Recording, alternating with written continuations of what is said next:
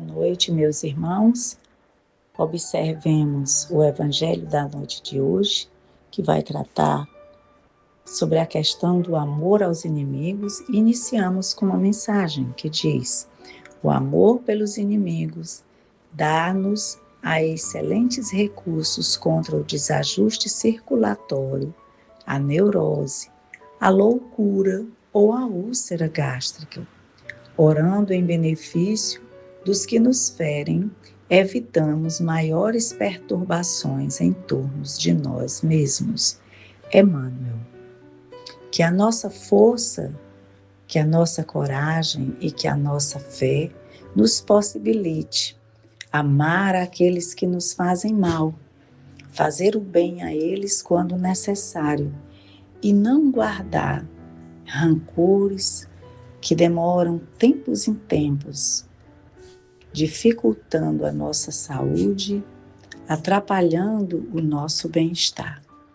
Que Jesus nos abençoe nessa luta diária, para que possamos fazer dos inimigos os amigos, mesmo que eles não sejam tão próximos a nós, mas que passemos a tratá-los como seres humanos, irmãos, e com os mesmos defeitos que nós também temos. Que o Senhor nos abençoe, nos dê uma boa noite. Que assim seja.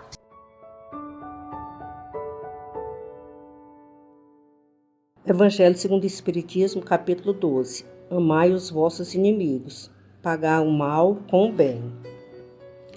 Esse sentimento resulta mesmo de uma lei física, a da assimilação e a da repulsão dos fluidos. O pensamento malévolo dirige uma corrente fluídica cuja impressão é penosa. O pensamento benevolente vos envolve em um eflúvio agradável. Daí a diferença de sensações que se experimenta à aproximação de um amigo ou de um inimigo. Amar os inimigos não pode, pois, significar que não se deve fazer nenhuma diferença entre eles e os amigos.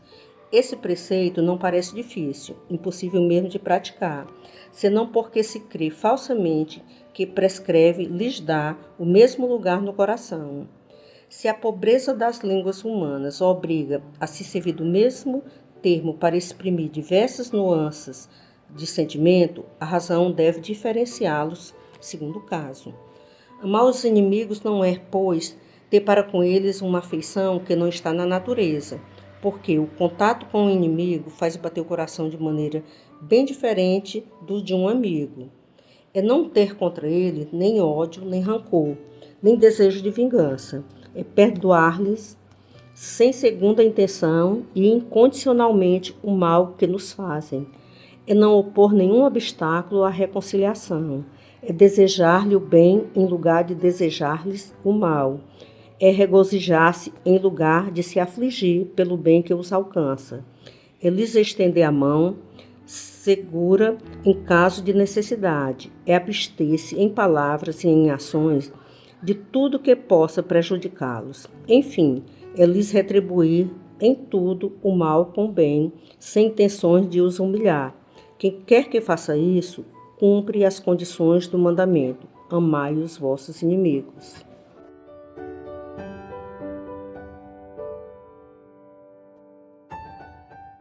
O Evangelho nos convida a refletir sobre a ideia de nos sentirmos bem-estar ou mal-estar físico ou emocional na presença de certas pessoas.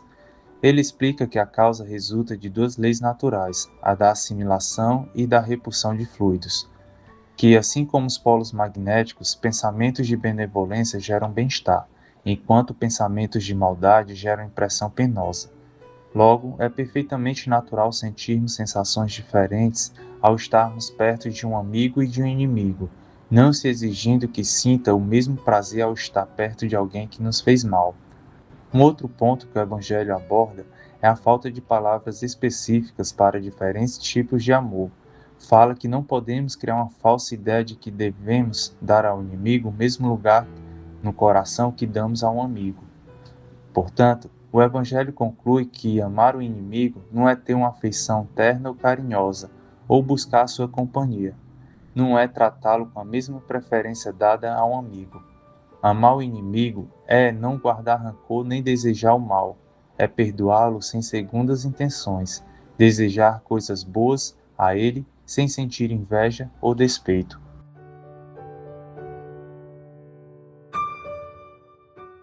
E neste momento de prece e fluidificação das águas, convido a todos a serenarem os pensamentos, numa respiração longa, suave, fechando os nossos olhos, trazer em nosso coração a presença de Jesus entre nós, mentalizando todo o seu amor e toda a sua bondade. E com as mãos estendidas sobre a água, roguemos: Deus de amor, de bondade, aos nossos bons amigos, espíritos benfeitores, que fluidifique a água que aqui se faz presente e que nela possam transmitir energias salutares do teu fluido cósmico universal para nosso equilíbrio psicológico, físico,